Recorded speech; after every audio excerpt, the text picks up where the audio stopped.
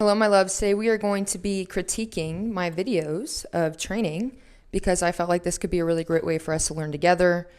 This is the first run of this day, so we generally like to take it pretty slow and just get our hits. You ready? The first critique that I'm going to make is that the rifle really isn't shouldered properly out far, so I would have liked to seen a little bit more stability there. These ports are okay. This port, I would have liked to have gotten stable in it a bit quicker and gotten on that shoulder plate sooner. This run sucks. I realized that I did not tighten down the retention in my holster. I felt my pistol flopping around in there, so that was not a good run. But that double tap and shoulder plate looked good. This was just the most unsmooth transition. I would have liked to have seen myself spent a little bit more time making sure that I fed and racked the pistol more effectively. After that reload was done, I would have liked to step on the gas to get to that end position. And those doubles were good at the end there. I like the control on the muzzle. Second run, ultimately, the biggest mistake I made was I was just rushing through everything way too fast. So I felt like these two were okay. We made, an improvement there. But here I am just rushing through, not getting a good sight picture, not taking my time, took an extra shot. Here I missed my shoulder plate because I'm hitting low, have to make it up because I'm just rushing. Then I run up here. I'm like, oh, I'm going to do great on this. I did great on it last time. Nope, missed my first shot, have to make it up, miss a shoulder plate, hitting low. So ultimately, taking time, especially out far on small targets, is important. Look at that recoil, because left hand was not managing it. That run was good, and we make up for it here, but we're doing our best. Move on to the last critique. I just want to throw in some useful information, things that would be useful for me to remember, but I'm just not remembering when I do these things. So first thing is, shifting gears is something that we do specifically when it comes to speed and smaller targets out far. So engaging a target 5 feet away from you would probably be like a 6-gear target engagement because the target's big, you can't miss, right? Or if you do miss, there's some problems there. But when you're shooting a 4-inch shoulder plate at 50 yards, you really have to shift it down to 2nd gear. Make sure you're getting a good sight picture. Make sure that your breath control is there, that you're stable in a base, and that you're getting your hits just for that moment. And then you switch it back up whenever you move on. Another thing that we do in competition style shooting, that's where I come from, competition, is if you're having an absolutely horrible run, do your best to end it the best way that you can, right? So a lot of it is whatever just happened, leave it in the past. Get through this run because you're still on the timer and it still matters and your hits count. Focus on what's happening now. Let it go. Finish off strong.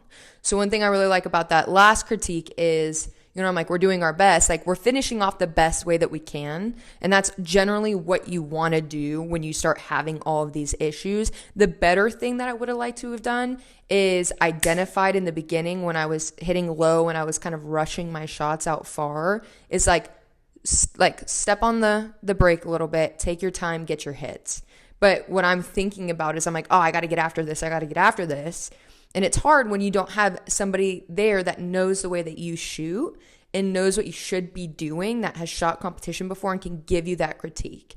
So in digestion, it's, wise for me to maybe make some notes. So when I go to the range next time, I remember, like you got a little bit crazy here. So just make sure if you're missing, step on the brake a little bit, switch your gears back maybe one, and just take your time, get your hits.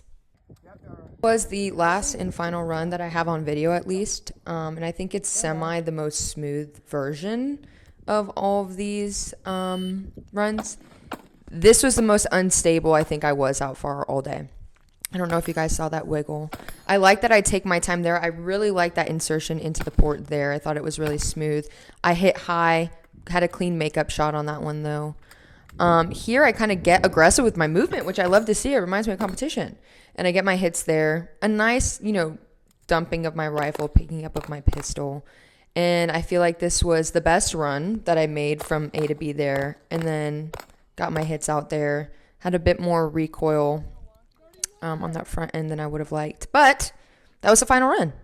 Closing remarks as we exit this critique video. First thing would be I'd really like to see more stability in the rifle being seated into my shoulder and really using that right hand to pull it into my shoulder. Since recording this video, I have replaced the grip and buffer spring on my rifle, so a lot more recoil management is happening, as well as having a meatier grip is working with my hand and filling in my hand because I do have bigger size hands. The thought process of improving gear, obviously my holster does not maintain retention. It is my old speed rig. The screws on it are stripped. It's just not what it needs to be. So clearly I can put some money into my new holster that I need to get so that I can have retention and be able to adjust the retention, but still not be so much retention that it's not useful for something like competition. Critiques on rifle, I would like to see sight picture being more emphasized and breathing, as well as trigger press. These are fundamentals, but I see myself rushing through trying to get my hits and being fired up for being able to just go and do my thing, a lot like competition, that I'm just not getting the hits that I need to get. So I'd like to see myself slow it down a little bit, especially out far, know how to switch gears, make sure that I'm getting a good and clean sight picture, knowing if I need to hold where I need to hold, and then executing that beautifully. And then hopefully I'm not making any misses, but if I do, being able to identify what the miss was and correct that relatively quickly. So make up shots, pick up shots, whatever you want to call them, making sure that we execute those quicker than not.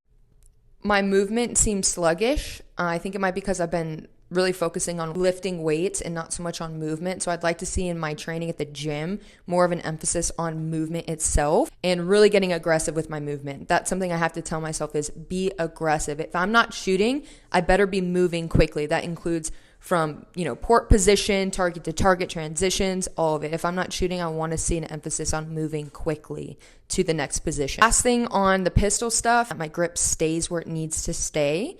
Because a friend of mine pointed out to me the other day, he's like, Jade, people send you different pistols all the time. You're constantly running different size frames and different this, different that. You need to be able to get your grip to adapt to whatever pistol you're using. And I agree with that. So I'm really going to be focusing on making sure that when I have a grip on my pistol, it stays where it needs to stay and I'm not second guessing it. So a lot of that is going to come into dry fire, but also very intentional live fire training session. So having these notes of things that I need to improve, I will write them down and then I will start tackling them individually through dry fire and then cultivate training drills as well for the range that are really going to bring those skill sets to bear and train and drill them, but then also incorporate them all in maybe one big drill and really be able to talk to myself while I'm executing the stage and make sure that I'm giving myself cues. I hope all of these thoughts and critiques help you. Maybe if you're seeing some issues in your training that you can identify with what I'm having issues with as well, we can work on them together. And I just hope that this also gives you guys a little bit of encouragement, knowing like, hey, even some of the best of us, which I don't think I'm the best of us by any means, have a lot of things that we need to work on. There's a lot of subtleties in shooting that make a big difference, especially when it comes to the overall time and theme of a stage. Of course, I'm coming from a competition background. Everything I think about is competition oriented, from how my firearms are running to how I'm running to how I'm moving to how I'm handling.